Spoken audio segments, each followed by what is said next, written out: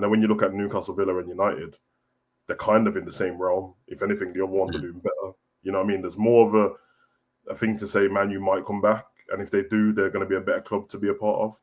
And I think with Newcastle, I think they're finding out that you don't just get into the Champions League and become the big club around Europe and that. Like, people still see you as Newcastle. Like, people from abroad don't really care at all. And the money won't save you because they know you can't spend it. So then the only way Newcastle's really attracting people is wages. But you can't do that because they don't even want to pay Isak 300.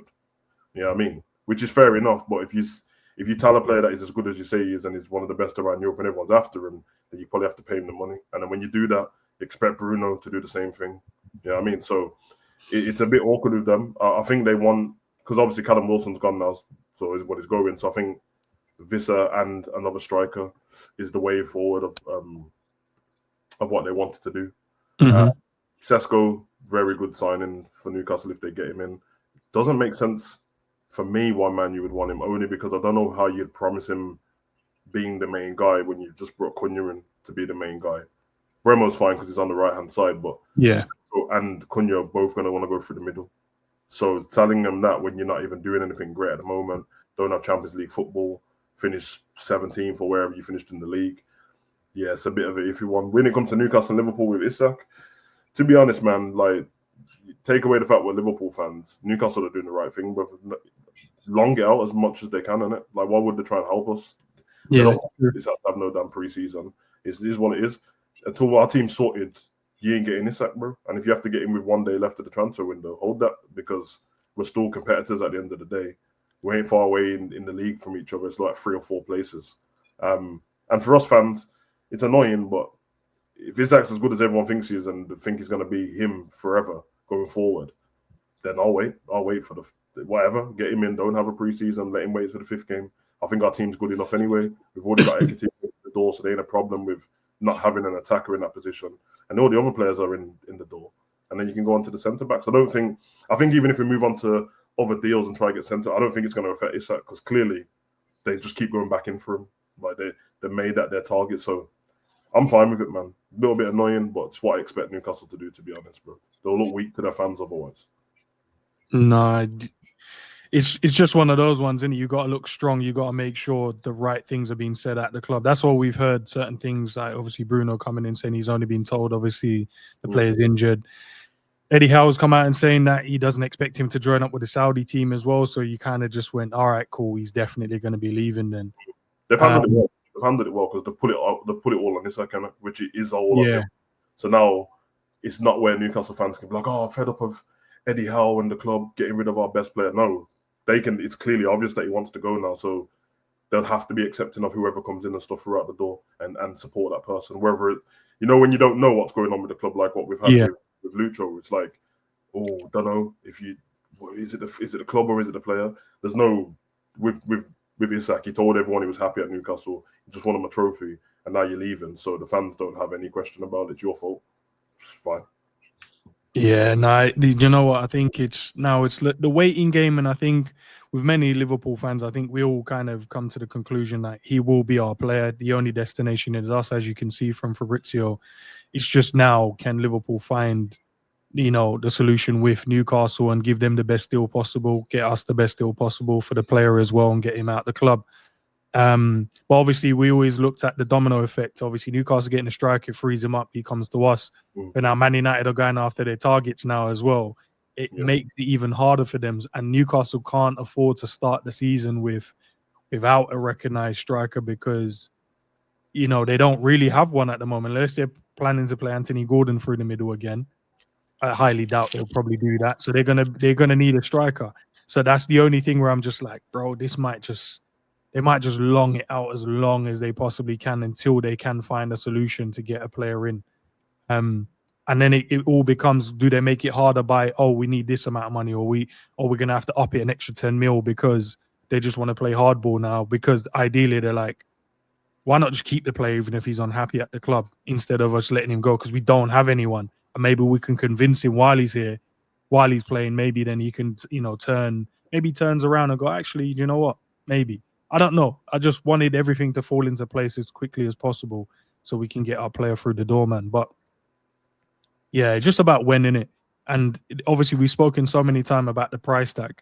Do you think that's going to go up, or do you think that stays the kind of same? Because I've seen like two values now. I've seen 150 is the minimum and 170 is the max. I don't know if that 170. Yeah, 170 is like, between 150 and 170 has been like some of the reports I've seen, which is crazy. I want to know what you feel about that if we even think about going that high. Bro, if you go that high, but I think Newcastle are going to want to try and max this out as much as possible. So I feel like, I don't know, man. Honestly, I don't know. I feel like Liverpool will probably end up paying like in add-ons as well.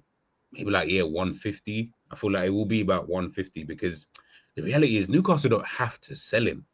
So the burden is kind of on Liverpool now because it's like, if you want him, you're going to need to bid the big bucks. And I know everyone says, oh, yeah, but then he can leave for less than next season. Yeah, he's leaving for 100 next season anyway. That's you know what I mean? Like, it's not going to go down by like, now he can leave for 70. What, with 2 years left? Nah, they're cool. You can convince someone to stay within that time if no one wants to bid the price anyway. Do you get what I'm saying? So, I feel like Liverpool are going to just have to pay the money. And I'm thinking, between 130, 150, I'll say that. Between that, that's like a good number. And I feel like that's a calm price for someone like Isak. If you're saying he's the second best striker in the Premier League, top 10 striker in Europe or wherever you place him, then that's the kind of money you're going to need to spend, isn't it? Yeah, because I kind of thought that that's the number I've stuck with, around 130, 120 has been like the two numbers I've kind of agreed with, that I think that's the maximum I would pay for him. But then it all depends on how much Newcastle value him, how much Liverpool value him, and how much are we willing to actually go. Because at the end of the day, the player wants to come, we know that. So that's fine. Liverpool want the player, that's fine. And Newcastle are coming to terms now that they're going to have to sell the player. But now they're going to want the best deal. So if they feel what is the best deal to them and it's 150, then if Liverpool are serious and he's the guy to transform our attack in the way we want it to be, we're going to have to pay that. But then the problem with that is if you pay that, that comes with a level of responsibility and a level of, what you need to do from a productivity standpoint. So how many goals are you planning to get? You come in that, you'd have to guarantee, not even guarantee, but that's what the fans and rivals would think. Like you would have to come in and guarantee Liverpool trophies. And if you don't do that, then they'll be like, you paid that much money for a player and he hasn't done anything. And that's not that they can't, but that's the conversation that would happen.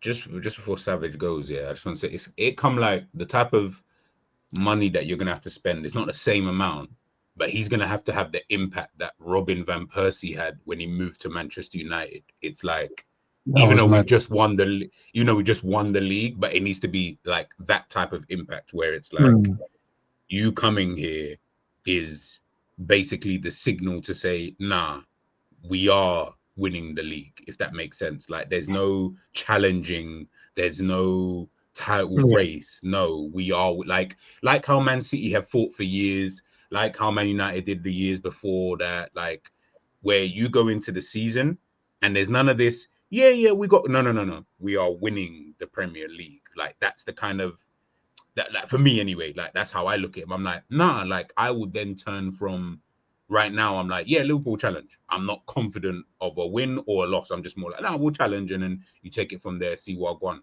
For me, you sign an Isak, maybe another player, but Isak specifically, I'm like, nah. I'm expecting you now to win the league. I'm not doing, we finished second and we battled. I can give two shits. You signing for that type of money, brother. You better come in and win the league on your own. You know what I'm saying? I don't care what Salah's doing. I don't care what Virgil's doing. You yourself need to come in and win the league on your own, bro. Like Van Persie did. Came in, won the league more or less on his own. Yeah, he was scoring free kicks, pens. He was, he was on the next level. Come on, bro. It was ridiculous, bro. Like, and again, Arsenal. I don't want anyone to take this as like too literal.